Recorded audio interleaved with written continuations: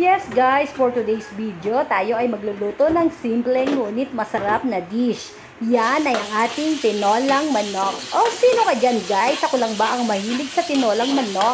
So ayan, nilagyan na natin ang ating luya. Inuuna ko po yung luya ngayon. Tapos susunod na natin yung ating bawang. Siyempre guys, golden brown natin yan para naman lumabas yung aroma. O diba guys, sana all my aroma. And then, nilalagay na natin ang ating sibuyas.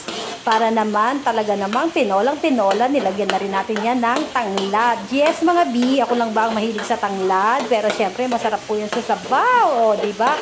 Golden brown din natin ang ating mga sangkap. Yan na yung luya, sibuyas, at ang ating tanglad. Syempre, ilalagay na natin ang ating bida. Yan ay ang manok.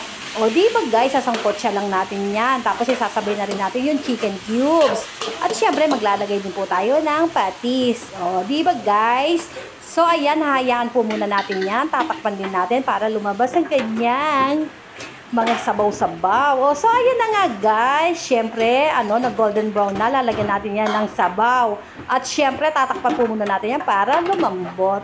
So, ayan guys, malambot na at nalagyan ko na rin pa pala ng ating sayote. Hindi ko na nabidyohan. So, diba guys, ayan, nilalagay na rin natin yung ating malunggay para naman masarap. O, diba, napapaibig tuloy ako ngayon sa malunggay. So, ayan, titikman na natin ang ating dish kung tama na ba para malagyan natin ulit ng ating mga panangkap. O, so guys, yan na, hindi na ako naglagay ng asin dahil may patis na yan at chicken cubes. Bye-bye!